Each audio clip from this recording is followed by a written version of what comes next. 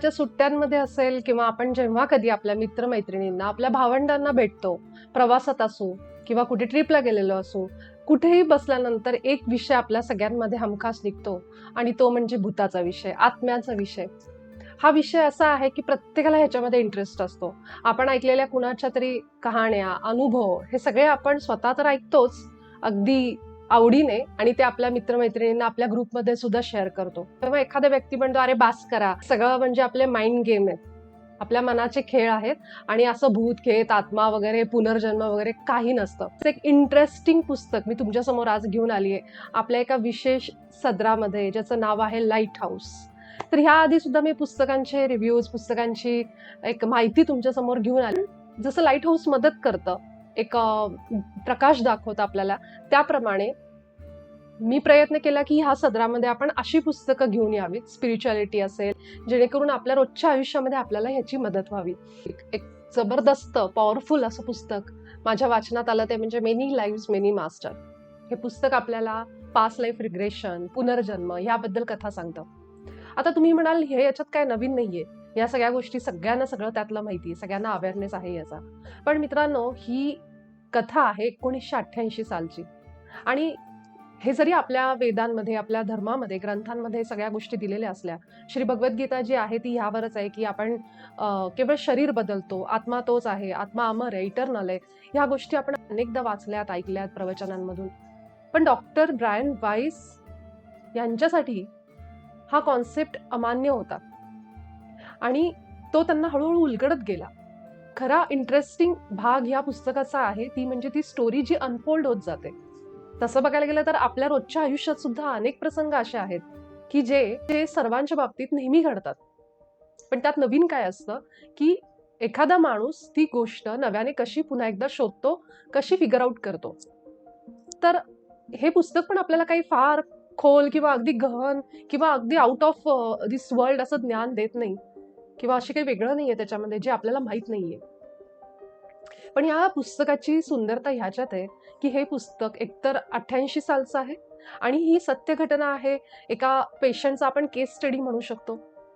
जी patient त्यांच्याकडे येते, Catherine नावाची, तिचा पूर्ण केस स्टडी, आणि ती बरी होत असताना डॉक्टर कसे बदलले, त्यांच्या आयुष्यात कसं परिवर्तन आलं, हे या पुस्तकातून कळतं. आणि हे या पुस्तकाचं वैशिष्ट्य मला आवडलं. जेव्हा तुम्ही हे पुस्तक वाचाल, कदाचित तुम्हाला एक नवा अँगल तुमच्या समोर येईल, कारण तुम्ही तुमच्या दृष्टिकोनातून, तुमच्या अनुभवातून आणि जिथं कुठं तुम्ही आयुष्यात असाल त्या अवस्थेत असताना त्या स्टेजवरून ते पुस्तक वाचाल. त्यामुळे कदाचित एक तसा नवा पैलू तुमच्या समोर येईल.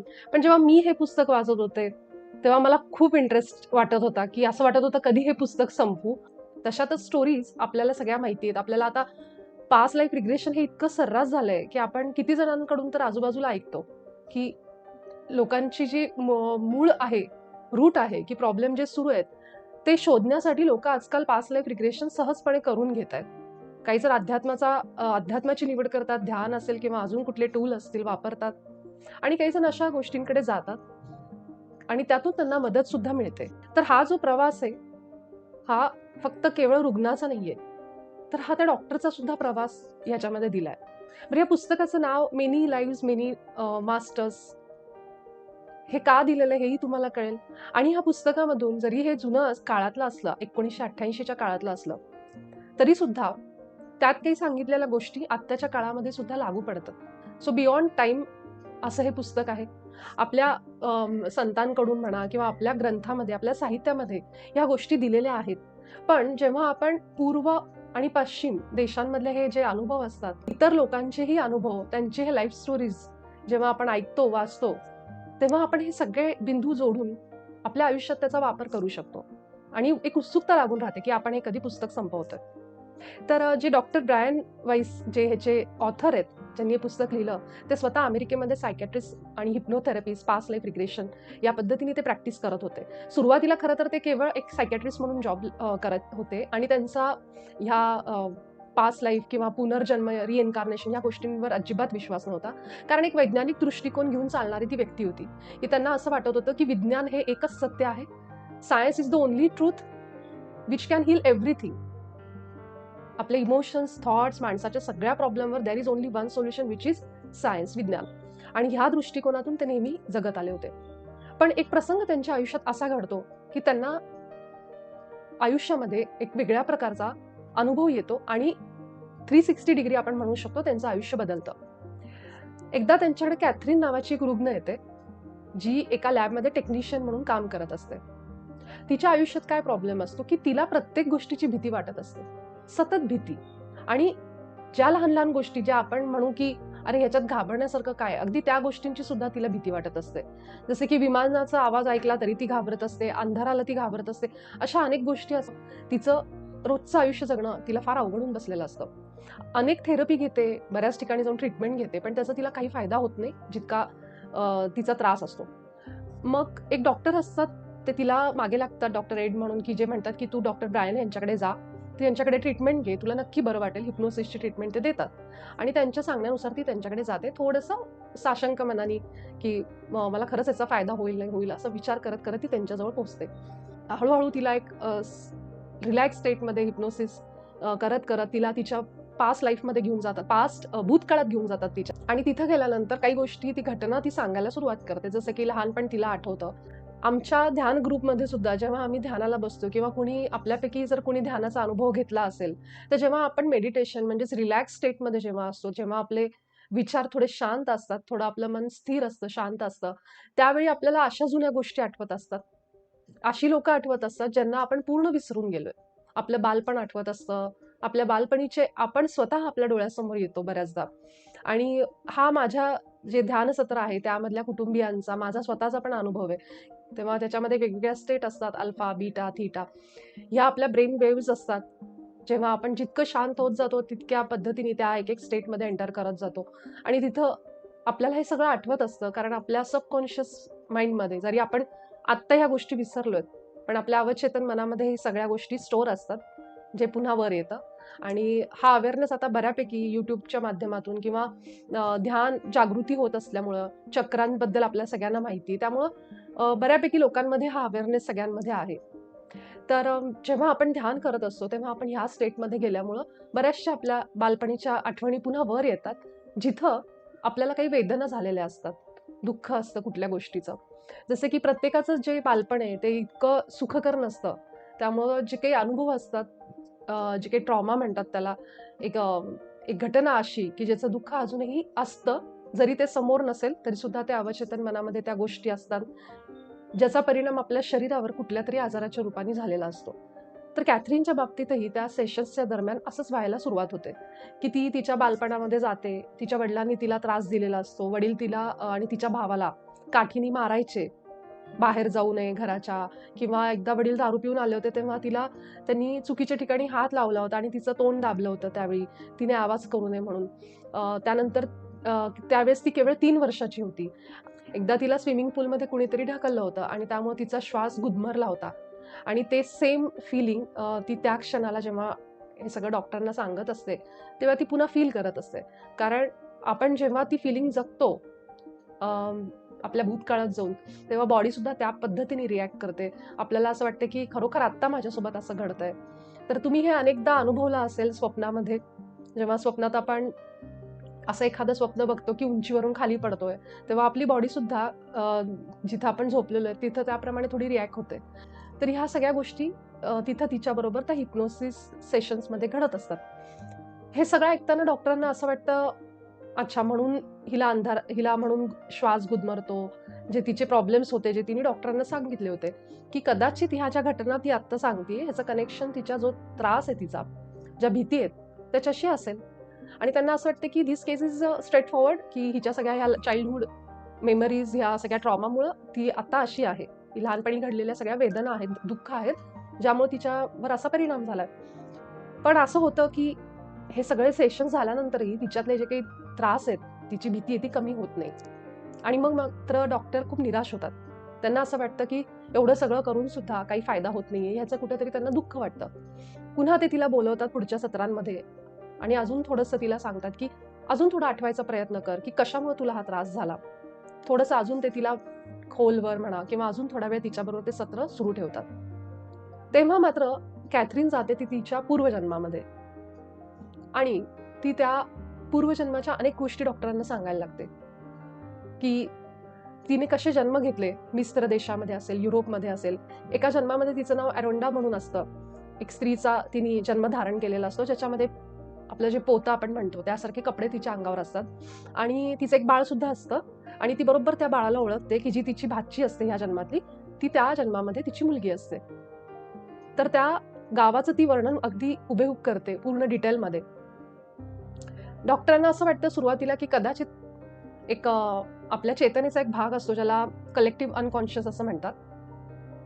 त्या अवस्थेमध्ये ती पोचली आणि तिथं टॅप इन केल्यामुळे ती सगळ्या गोष्टी तिथल्या सांगते.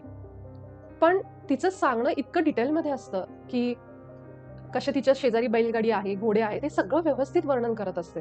आणि ती हे सुद्धा सांगते की त्या जन्मामध्ये पूर आलेला असतो त्यांच्या गावामध्ये, त्या पुरामध्ये ती बुडते. तिचं बाळ सुद्धा वेगळं होतं. आणि त्या पाण्यामध्ये बुडल्यानंतर तिच्या ज्या यातना असतात त्या सगळ्या ती आत्ता तिची बॉडी सगळी त्याप्रमाणे रिॲक्ट करत असते त्या सेशनमध्ये. आणि हेच ते कारण असतं ज्यामुळे तिला नेहमी श्वास गुदमरल्यासारखा त्रास होत असतो. सोबतच अजून एक अनुभव त्यामध्ये असं सांगितलाय की कुठल्या तरी एका जन्मामध्ये ही कॅथरीन एका गावामध्ये असते जिथं आजारी माणसांना वेगळं ठेवत असतं.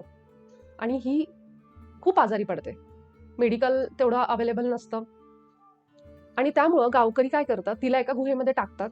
त्या अंधार अशा गुहेमध्ये ती असते, खूप यातना होत असतात, श्वास घेता येत नसतो. आणि त्या अंधाराची भीती आणि श्वास न घेता आल्यामुळे तिचा मृत्यू त्या गुहेतच झालेला असतो. तर इतक्या वाईट परिस्थितीमध्ये मृत्यू तिचा येतो, ज्यामुळं तिला आजही त्या अंधाराची भीती असते आणि तिचा श्वास गुदमरत असतो, तिला गिळताना त्रास होत असतो. हे सगळे कनेक्शन्स त्या सत्रामध्ये बाहेर येतात. आणि डॉक्टरांना विश्वासच बसत नाही की असं काहीतरी होत आहे, की पूर्वजन्म, ज्यावर त्यांचा कधीच विश्वास नव्हता. त्यामुळे ते थोडे आतून हालतात की असं कसं काय शक्य आहे. ते जेव्हा ऐकतात तिच्याकडून अजून एक भाग, जेव्हा ती सांगते की ती खूप लहान स्वतःला बघते आणि कुठल्या तरी एका जन्मामध्ये, आणि तिथं तिचे वडील येतात, तेव्हा डॉक्टर तिला विचारतात की कोण आहेत तुझे वडील. तेव्हा ती सांगते की डॉक्टर एड म्हणून सांगते, नाव घेते. तर हेच ते डॉक्टर असतात ज्यांच्यामुळे ती डॉक्टर वाईस यांच्याकडे आलेली असते. ती त्यांना सांगते की आत्तापर्यंत पृथ्वीवर तिने 86 जन्म घेतलेले आहेत, वेगवेगळ्या रोलमध्ये अनेक देशांनी, जसं की युरोप असेल, मिस्र देशात असेल, अशा अनेक जन्मांमध्ये वेगवेगळ्या कॅरेक्टरमध्ये ती जन्माला आली. तिचे वेगवेगळे रोल, ती सगळं डॉक्टरांना पूर्णपणे डिटेलमध्ये सगळ्या गोष्टी. तिला अजून एक तिच्या आयुष्यातला एक खुलासा याच एका सेशनमध्ये होतो, तो म्हणजे डॉक्टर स्टुअर्ट बद्दल. तर डॉक्टर स्टुअर्ट हे तिचे ह्या जन्मातले तो बॉयफ्रेंड असतात, पण जे ऑलरेडी मॅरिड असतात, ज्युईश असतात, त्यांना 2 मुलं असतात. त्यांचं रिलेशन जे ते थोडंसं प्रॉब्लेमॅटिक सुद्धा असतं. जेव्हा डॉक्टर वाईस तिचं जे रिग्रेस करत असतात, तिला हिप्नोसिस करत असतात, तेव्हा त्यांना समजतं का मागच्या कुठल्या तरी जन्मामध्ये ही जी कॅथरीन असते ती एका जोहान नावाच्या एका व्यक्तीमध्ये माणसाचा रोल प्ले करत असते, त्याच्या जन्मामध्ये असते. आणि एका सी पोर्टवरती काम करत असते. हा जोहान जो आहे व्यक्ती, तो तिथं एका युद्धामध्ये असताना त्याला एक त्याचा जो शत्रू आहे तो त्याचा गळा कापतो, तेव्हा तो बघतो मागे वळून की कोण आहे नेमकं. तर तो असतो तो डॉक्टर स्टुअर्ट या जन्मातले, ज्याच्याबरोबर तिचं रिलेशन असतं. खरं तर डॉक्टर स्टुअर्ट हे थोडे अग्रेसिव्ह असतात तिच्या बाबतीमध्ये, थोडंसं एक ग्रीप असते त्यांची तिच्यावर आणि ते तिला फील होत असतं, पण तरी सुद्धा ती त्यांच्यावर खूप प्रेम करत असते. आणि हे सगळं डॉक्टर वाईस त्या सेशनमध्ये ऐकतात सगळं. तेव्हा ते तिला विचारतात की मी तुझ्यासोबत कुठल्या लाईफ टाईममध्ये होतो का, कुठल्या जन्मामध्ये तू मला पाहतेस का. तेव्हा ती म्हणते हो, तुम्ही माझ्यासोबत आहात. ती सांगते की तुम्ही माझे टीचर आहात आणि तुमच्याकडे खूप ज्ञान आहे, तुम्ही लोकांना खूप मदत करता, अनेक लोक तुमच्याकडे येतात तुमचं ॲडवाईस घेण्यासाठी आणि तुम्ही मला शिकवताय. तर हे ती त्यांना सांगते. जेव्हा ती सांगते या घटना, तेव्हा हळूहळू तिच्यामध्ये फरक दिसायला लागतो, तिच्या भीती कमी व्हायला लागतात आधीपेक्षा. कारण ही सगळी एनर्जी, आपण म्हणतो ना की ह्या जन्मामध्ये ज्या काही आपल्या भीती असतात त्याच्या मुळाशी आपल्या पास्ट लाईफचं पण कनेक्शन असतं. पूर्वजन्मातले अनेक संस्कार घेऊन आपण या जन्मामध्ये येतो. तर हे डॉक्टरांना समजतं सगळं. आणि मग त्यांना काही त्याबद्दल जास्त माहिती नसते, कारण त्यांच्या मेडिकल प्रॅक्टिसेसमध्ये हे कुठंही रिइन्कार्नेशन हा पार्ट, पुनर्जन्म हा पार्ट दिलेला नसतो.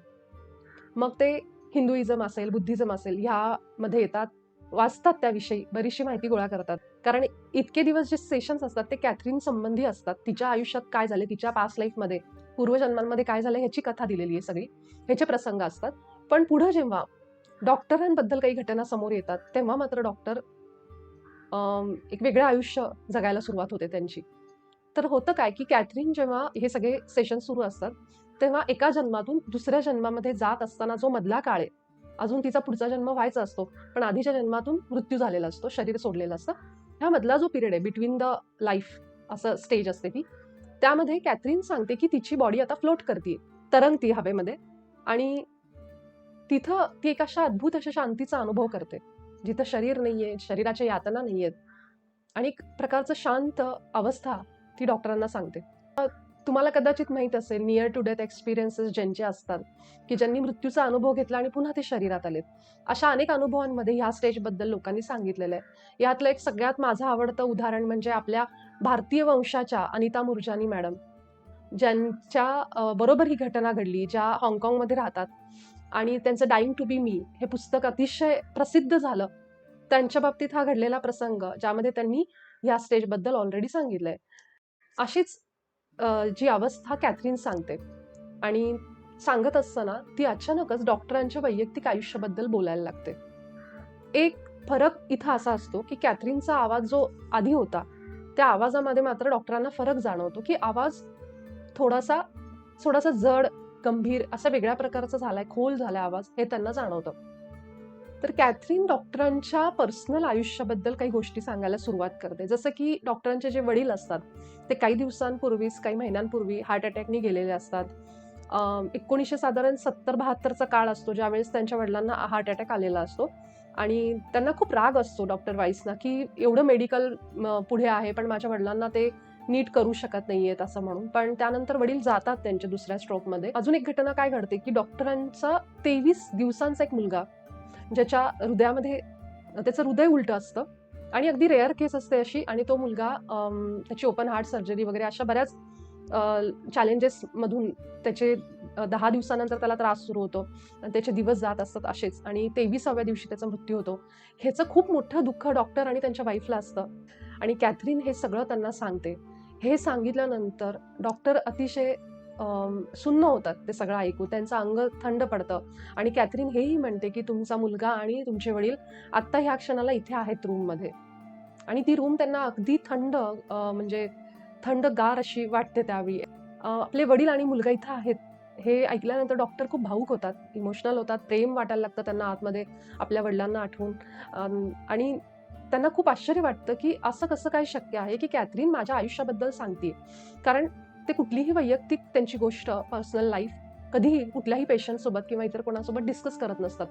पण जेव्हा कॅथरीनच्या तोंडातून हे सगळं ऐकतात तेव्हा त्यांना खूप आश्चर्य वाटतं, आणि म्हणून ते विचारतात की तुला हे कसं काय माहिती. तेव्हा ती सांगते की हे मास्टर आहेत जे माझ्या थ्रू बोलत आहेत. तेव्हा डॉक्टर विचारतात की हे कोणते मास्टर आहेत, तेव्हा ती नाव सांगत नाही, पण ती म्हणते की एक ॲडव्हान्स सोल आहेत, हायर कॉन्शियसनेस असलेले असे ते मास्टर आहेत, आणि जे हे सगळं सांगत असतात. ही ट्रान्स स्टेटमध्ये जात असते, त्यामुळे असे वेगवेगळे मास्टर्स तिच्या माध्यमातून बोलायला सुरुवात करतात. ते डॉक्टरांना अनेक गोष्टी सांगतात पुढे जाऊन, की ह्या आत्म्याचा प्रवास कसा आहे, कसा हा आपण एक शरीर सोडून दुसऱ्या शरीरामध्ये जातो, आत्मा कसा इटर्नल आहे, अमर आहे, ह्या गोष्टी ते सगळ्या डॉक्टरांना सांगतात. पण डॉक्टरांसाठी हे सगळं नवीन असतं, बऱ्याचशा गोष्टी त्यातल्या. कॅथरीन त्यामध्ये प्लेन्स बद्दल बोलते की 7 प्लेन्स असतात, ज्याला आपण 7 लोक म्हणतो. त्यानंतर डायमेन्शन बद्दल बोलते की ती हे सांगते, म्हणजे ते मास्टर तिच्या थ्रू सांगतात की कसे वेगवेगळे डायमेन्शन्स असतात, आणि एखादी व्यक्ती अनेक डायमेन्शनमध्ये कशी जगते याबद्दलही ते बोलतात, ज्याला आपण मल्टी डायमेन्शनल सोल असं म्हणतो, की आपण म्हणजे एखादा आत्मा हा एका ठिकाणी असतो, सोबतच तो दुसऱ्या डायमेन्शनमध्ये पण अगदी त्याच वेळेस असू शकतो. तर हे सगळं मास्टर्स त्यावेळी तिच्या माध्यमातून डॉक्टर वाईसनं सांगत असतात. पुढे असं होतं की कॅथरीन बरी होत जाते हळूहळू. तिचे जे ट्रॉमाज आहेत ते सगळे पूर्णपणे तिच्यातनं बाहेर पडायला लागतात. तिची भीती कमी व्हायला लागते. ती एक प्रकारे व्हायब्रंट व्हायला लागते, अट्रॅक्टिव्ह होते अजूनच, आणि ज्या पद्धतीने तिला आधी कोणी नोटीस करायचं नाही किंवा बघायचं नाही, पण आता तिची परिस्थिती बदलते. हे सगळ्या भीती तिच्या कमी झाल्यामुळे एक विश्वास तिच्यामध्ये येतो, एक ब्राईटनेस तिच्यामध्ये लोक नोटीस करायला लागतात. तर डॉक्टरांनाही समजत नाही की इतक्या लवकर कसं काय अशी असं होऊ शकते हिच्यामध्ये एवढे बदल, आणि इतकी कशी काय ही ब्राईट आणि अट्रॅक्टिव्ह होते. आणि मग ते तिला विचारतात की तुझ्यामध्ये हा बदल कसा काय होतोय, किंवा तू इतकी अट्रॅक्टिव्ह कशी होती की लोक तुला नोटीस करायला लागलेत. तेव्हा ती सांगते की माझ्या ज्या भीती होत्या त्या मी सगळ्या एक एक श्रेड करते, त्यामुळं माझ्यामध्ये आतमध्येच तो विश्वास येत जातोय. तर त्यानंतर डॉक्टर तिच्याबरोबर फार काही असे सेशन्स घेत नाहीत, पण जेव्हा जेव्हा ते तिला अशा हिलिंग सेशनसाठी बोलावतात तेव्हा ते जास्त उत्सुक असतात की मास्टर तिच्या माध्यमातून आपल्याला काय सांगणार आहेत. आणि एका सेशनमध्ये हे मास्टर डॉक्टरांना सांगतात सुद्धा की आता जे मेसेजेस आहेत ते तुमच्यासाठी आहेत. कारण कॅथरीनचं हिलिंग जवळ झालेलं आहे. तिचं जे लेसन्स, तिला जे लर्निंग घ्यायचं होतं ते सगळं तिचं घेऊन झालंय. आता जे मेसेजेस आहेत, येतील, हे सगळे तुमच्यासाठी आहेत. तर ते तसं डॉक्टरांना सांगतात. आणि कसं मानव जातीला आता तुम्ही फिअर ऑफ डेथ, मृत्यूच्या भीतीपासून तुम्ही आता कसं दूर करायचं हे कार्य ते डॉक्टरांना सोपवतात.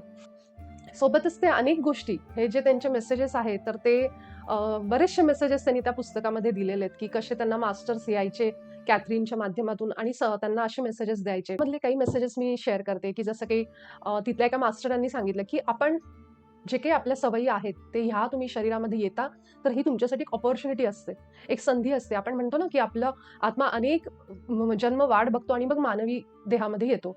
आपल्या संतांनी वगैरे हे सगळं सांगितलंय. तर तसंच ते मास्टर म्हणतात, की तुम्ही खूप वाट बघून ह्या शरीरामध्ये येता.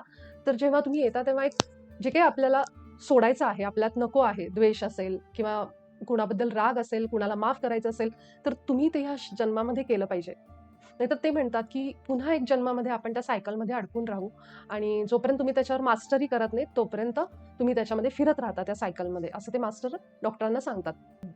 अजून एक मेसेज असा असतो, की कदाचित एका माणसाकडे टॅलेंट, स्किल्स हे जास्त असतील जेव्हा तो जन्माला येतो किंवा काही सिद्धी आपण म्हणतो, की चमत्कारिक एखाद्या माणसाकडे सिद्धी असतात.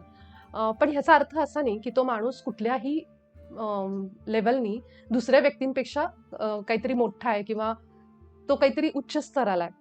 केवळ त्याच्याकडे ह्या क्वालिटीज असतात आणि ते सुद्धा मास्टर म्हणतात, की कुठल्यातरी टाईममध्ये, लाईफ टाईममध्ये ह्या सगळ्यांनी मिळून त्यांना ते अप्रूव्हल दिलेलं असतं. म्हणून त्या सिद्धी, त्या शक्ती त्यांना मिळालेल्या असतात. त्यामुळे ते म्हणतात, की आपण सगळेजण इक्वल आहोत. इथं कुणीही लहान मोठं नाही. हे सगळं ऐकत असताना डॉक्टरांना तर हे समजत असतं, की हे सगळं कॅथरीन बोलू शकत नाही. कारण ज्या पद्धतीने ते सगळे प्लेन्स, डायमेन्शन्स, क्वांटम फील्ड किंवा मेटाफिजिक्स, फिजिक्सच्या गोष्टी तिच्या तोंडातून येत असतात. तर डॉक्टरांना हे माहीत असतं, की कॅथरीनला ह्या सगळ्याचं नॉलेज नाहीये आणि ती हे बोलू शकतच नाही. तिची तितकी क्षमता नाहीये, की ती ह्या गोष्टी सगळ्या फिजिक्समधल्या वगैरे गोष्टी बोलेल. त्यामुळे डॉक्टरांना हे तर शुअरली माहीत असतं, की मास्टर्स येतायत आणि प्रत्येक वेळी वेगवेगळे मास्टर असतात तिच्यामधून बोलणारे. तर एक प्रश्न ते ह्या मास्टर्सना विचारतात, जो मला खूप आवडला. तो म्हणजे, की आपण सगळेजण सेम पाथ घेऊन येतो का? आपल्या सगळ्यांचा जो मार्ग आहे तो सेम असतो का इथं आल्यानंतर? तेव्हा मास्टर म्हणतात, की ऑलमोस्ट सेम असतात पाथ. पण हे जे चॅरिटी म्हणजे दानधर्म आपण करतो किंवा प्रेम किंवा करुणा, विश्वास, ह्या सगळ्या गोष्टी वेगवेगळ्या पद्धतीने आपण अनुभवतो, असं मास्टर म्हणतात. आणि त्या अनुभवायला पाहिजेत. त्याचा एकच मार्ग नाहीये, की तुम्ही एकाच पद्धतीने दान करू शकता, एकाच पद्धतीने कुणाला तरी मदत करताय, एकाच पद्धतीने प्रेम करताय. पक्ष्यांवर असेल किंवा प्राण्यांवर असेल, व्यक्तींवर असेल. म्हणजे ह्याची एक अशी ठराविक पद्धत नाहीये. तुम्ही कुठल्याही मार्गाने तुमचं प्रेम किंवा या क्वालिटीज डेमॉन्स्ट्रेट करू शकता, दाखवू शकता. तर ह्याचं एक छान उदाहरण मला जेव्हा मी हे वाचत होते तेव्हा आठवलं, की YouTubeवर बरेच जण रेसिपीजचे चॅनल काढतात, अजून कुठले ट्रॅव्हलिंगचे चॅनल्स काढतात आणि ह्या वेगवेगळ्या माध्यमातून ते खरं तर एक प्रकारे मदत करत असतात. आता बघा ना, उदाहरणार्थ समजा एखादी गृहिणी आहे आणि तिला पटकन एक रेसिपी बघायची, की जी तिला मदत करेल. त्यावेळी आता ह्या मोबाईलवर हे सगळे व्लॉग्स असल्यामुळं पटकन ती जाऊन अशी एखादी रेसिपी सर्च करू शकते आणि ते बनवू शकते तो पदार्थ. आता आपल्याला वाटेल ही किती लहान गोष्ट आहे. पण ती रेसिपी परफेक्ट जमल्याचा आनंद, सोबतच घरातल्यांकडून मिळणारी वाहवा, प्रशंसा, ह्या सगळ्यांचा एक रिझल्ट जो आहे ना, तो समाधान देणारा आणि आनंद देणारा आहे. म्हणजे त्या एका जो व्लॉग आहे त्याची मदत कुठे कुणाला कशी होती आपण नाही सांगू शकत.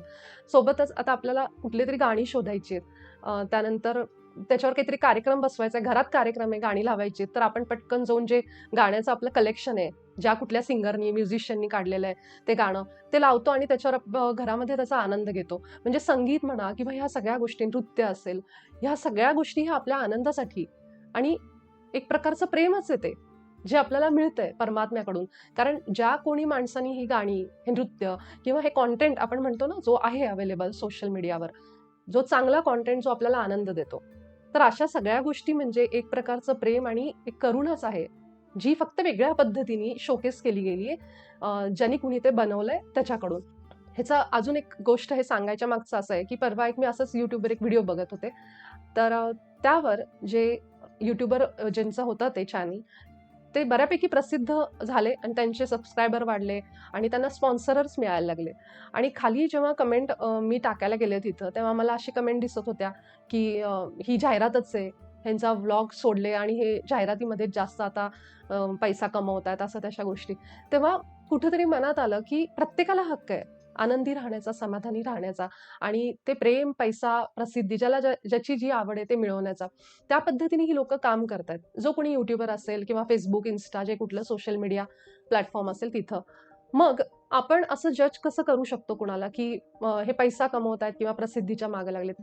कारण त्यांचा जो प्रवास आहे, त्यांचा जो पाथ आहे ते फॉलो करतायत. आणि ह्या पद्धतीने ते लोकांना प्रेम देतायत सुद्धा आणि प्रेम घेतायत सुद्धा. कारण हा एनर्जी एक्सचेंज हा बॅलन्स असावा लागतो. त्याच्यामध्ये समतोल असावा लागतो. कारण हा सृष्टीचा नियम आहे. मग अशा वेळी आपण एक असा दृष्टिकोन ठेवला पाहिजे, की ह्या व्लॉगमधून ते काहीतरी आनंद आपल्याला देतात म्हणून आपण तो कंटेंट बघतोय. आणि मग त्यावर जर त्यांना पैसा मिळत असेल, प्रसिद्धी मिळत असेल, जे ज्यांचे स्वप्न आहे. कारण ते सुद्धा कुणाला तरी प्रूव्ह करत असतात किंवा स्वतःसाठी करत असतात. की ह्याच्यामध्ये येतात, की तुम्हाला जर मदत करायचीच आहे, तर जाऊन कुठेतरी एका संस्थेमध्ये जाऊन पैसे, कपडे आपण जे देतो, जे दान करतो तिथं जाऊन किंवा लोकांना अशी मदत करतो. तर जेव्हा आपण सोशल मीडियावर सुद्धा एखाद्या चॅनलला आपण लाईक करतो, त्यांना सबस्क्राईब करतो, त्यांना मोटिव्हेशनल कमेंट्स देतो, त्यांना इन्स्पायर होण्यासाठी त्यांना मदत करतो, तर ही सुद्धा एक प्रकारची मदत आहे. असं मला त्यावेळेस जाणवलं, की मदत ही अनेक प्रकारांनी होऊ शकते. प्रेम हे आपण अनेक प्रकारांनी एखाद्यावर दाखवू शकतो. ती खेड्यात बसलेली एखादी स्त्री असेल, तिला आयुष्यामध्ये हरल्यासारखं वाटतंय, पण अचानक कुठेतरी YouTubeचं माध्यम मिळालं, Facebook, Insta सारखा एक मीडियम मिळाला, जिथं काहीतरी ती प्रोडक्ट्स विकतीये किंवा लेखन सुरू केलंय किंवा काहीतरी गाणं असेल किंवा नृत्य असेल, काहीतरी आपली कला दाखवतीये, ज्याच्यातून ती काही अब्जोपती होत नाहीये किंवा करोडपती होत नाहीये, पण किमान एक स्वाभिमान, एक समाधान, आनंद ह्या गोष्टी तिला रिटर्नमध्ये मिळतायत. एक विश्वास मिळतोय, की आपणही आयुष्यात येऊन काहीतरी करू शकतोय. आणि ही किती सुंदर गोष्ट आहे, की जिथं आपण घर बसल्या सुद्धा अशा लोकांना मदत करू शकतो. तर जेव्हा आपण ह्या प्रॉस्पेक्टनी बघतो, की मला मदत करायचीच आहे, तर जाऊन मी स्वतः फिजिकली तिथं जाऊन सेवा करणं काय किंवा असं घर बसल्या सोशल मीडियाच्या माध्यमातून अशा लोकांना मदत करणं, हे माझ्या हातात आहे आणि ही अपॉर्च्युनिटी आपल्याला डिजिटल माध्यमांनी दिली आहे. आणि त्यामुळेच मी म्हणते मला असं वाटतं, की प्लॅनिंग थ्रूच झालेलं असणार आहे, की असं लोकांना कसं आपल्याला थोडंसं वरच्या लेव्हलला, वरच्या ऊर्जेमध्ये आणता येईल. त्या प्रसंगानंतर डॉक्टर सांगतात, की ते खूप इंट्युटिव्ह झाले. त्यांना खूप जास्त मेसेजेस यायचे, असे वेगवेगळे. आता काही प्रॉब्लेम असेल त्यांच्याबरोबर, तर एखादा शब्द त्यांच्या तोंडात यायचा, एखादं अचानक गाणं यायचं आणि ते खूप वेगवेगळ्या स्वप्नांमधून असे मेसेजेस बघायला लागले, ऐकायला लागले. असे खूप स्वप्न त्यांना पडायचे, की ज्यातून त्यांना पुढे होणाऱ्या घटना असतील किंवा काही असे प्रसंग असतील, त्याबद्दल त्यांना माहिती मिळायला लागली. जसं की फिलो नावाचा एक त्यांचा गाईड होता, जो त्या स्वप्नांमधून त्यांच्याशी कम्युनिकेट करायचा. तर एकदा डॉक्टरांनी असं बघितलं, की सायकॅट्रिस्टचा असा एक ग्रुप होता आणि त्यांच्यासमोर ते स्टेजवर काहीतरी त्यांना ॲड्रेस करत होते, काहीतरी सांगत होते आणि त्यावेळेस त्यांनी स्वतःला बघितलं सांगताना, की ते सांगतायत सगळ्यांना, की आपण हीलर आहोत, आपण लोकांना बरं करतो. तर आपली जबाबदारी आहे, की लोकांना मृत्यूच्या भयापासून लांब करायचं, त्यांच्या मनामध्ये हे आपण रुजवायचं. ते सगळ्या सायकॅट्रिस्टच्या ग्रुपला समजावून सांगतायत, असं त्यांनी त्या स्वप्नामध्ये बघितलं. असे अनेक मेसेजेस त्यांना मिळायला लागले. डॉक्टरांना सुद्धा हे समजलं, की माझा आता काय पर्पज आहे माझ्या आयुष्याचा, मला काय करायचंय हे त्यांना हळूहळू उलगडायला लागलं. तर मोस्टली ह्या घटना जेव्हा आपण रिलॅक्स स्टेटमध्ये असतो, तेव्हा जी इच्छा आपल्या मनात येते त्याला दुर्लक्ष करायचं नाही. जगभरामध्ये हे पुस्तक प्रसिद्ध आहे. म्हणजे डॉक्टरांना प्रसिद्धी मिळाली, त्यांच्या स्वतःच्या आयुष्यात इतके बदल झाले. पण त्यावेळेस जेव्हा हे पुस्तक लिहायला त्यांना 4 वर्ष लागली आणि ह्याचं कारण असं होतं, की समाजाची भीती किंवा मेडिकल कम्युनिटी ह्याला किती ॲक्सेप्ट करेल या गोष्टींना. कारण ह्याला कुठलाही वैज्ञानिक पुरावा नाहीये, की पुनर्जन्म वगैरे ह्या गोष्टींना. पण तरी पण ह्या सगळ्या भीतीमधून डॉक्टरांनी हे पुस्तक लिहिलं. जेव्हा हे पुस्तक हातात घेते, तेव्हा मला असं जाणवतं, की आपला आत्मा हा संघर्ष करत इथपर्यंत पोहोचलाय, जिथं आपण आत्ता स्टेजमध्ये आहोत. आणि हा येणारा काळ जो आहे, तो आपल्याला हे सगळं दाखवेल, की आपल्यामध्ये किती शक्ती आहे. खूप हे पुस्तक वाचताना ते जाणवतं, की आपण जिथं कुठं आहोत ना, ते केवळ संघर्ष करण्यासाठी नाही आहोत. आपण we deserve to be happy, we deserve to be peaceful आणि आपल्याला हा पूर्ण हक्क आहे, की आपल्या आयुष्याचं रहस्य काय आहे आणि कसं ते आपण चांगल्या पद्धतीने जगू शकतो हे जाणून घेण्याचा, ते जगण्याचा आपल्याला हक्क आहे. ऋषीमुनींनी ज्या क्रिया सांगितल्यात, योग असेल, हे सगळं करून आपण आपलं आयुष्य सुखकर बनवू शकतो. कारण आता आपल्याला समजतंय, की this is not the only life. We are living in. तर अशा अनेक लाईफ टाईम्स आपण जगून आलेलो आहोत ऑलरेडी. आपले सोल यामध्ये काही बेबी सोल असतात, काही मॅच्युअर्ड असतात, असे वेगवेगळे सोल असतात, काही ओल्ड सोल असतात ज्यांना हे सगळं नॉलेज असतं. त्यामुळं बऱ्याचदा जे आतून म्हणतो ना, अचानक मला हे इंट्युशन आलं, आतून मला आय न्यू इट, ते नोईंग जे असतं, जे माहीत असणं आतमध्ये, तर हे उगाचच नसतं. तर हे आपल्या कुठल्या तरी जन्मातला तो अनुभव असतो, ती संस्कारांची शिदोरी घेऊन आपण पुढच्या जन्मामध्ये येतो. आणि हेच आपल्याला ह्या पुस्तकातून वारंवार शिकायला मिळतं. आपण जेव्हा म्हणतो एखादी व्यक्ती माझ्या या आयुष्यामध्ये त्रासदायक आहे, शत्रू आहे, तर ते जे कनेक्शन आहे ते केवळ ह्या जन्मातलं नाहीये. तर अनेक अशी जन्म आहेत ज्यामध्ये आपण त्या व्यक्तीबरोबर तो प्रसंग अनुभवलेला असतो, जुने प्रसंग, जुने अनुभव घेतलेले असतात आणि कुठल्या तरी नव्या रोलमध्ये ती व्यक्ती आपल्यासोबत आलेली असते.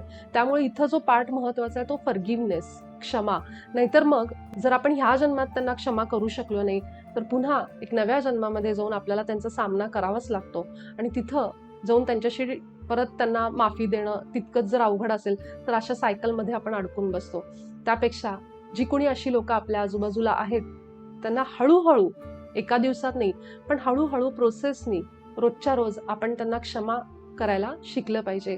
तर ह्या पद्धतीने अनेक मेसेजेस हे मास्टर्स कॅथरीनच्या माध्यमातून डॉक्टर वाईस पर्यंत पोहोचवतात. आपण सध्या ऐकत असाल की युग परिवर्तन किंवा 5व्या डायमेन्शनची पृथ्वी, आपली पृथ्वी माता कशी अपग्रेड होतीये, वरच्या फ्रिक्वेन्सीला जातीये, 5th डायमेन्शनमध्ये जातीये.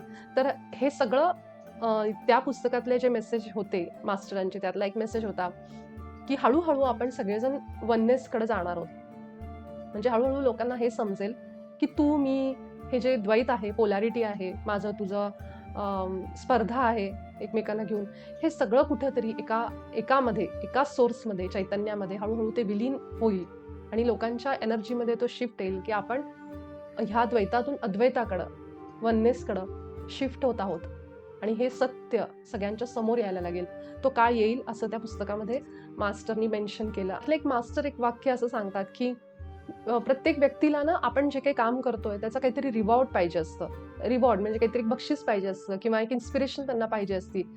तर त्यांनी सांगितलं की कुठल्याही रिवॉर्ड शिवाय केवळ अनकंडिशनली, कुठलाही स्वार्थ न ठेवता, कंडिशन न ठेवता तुम्ही कामं केली पाहिजेत तुमची.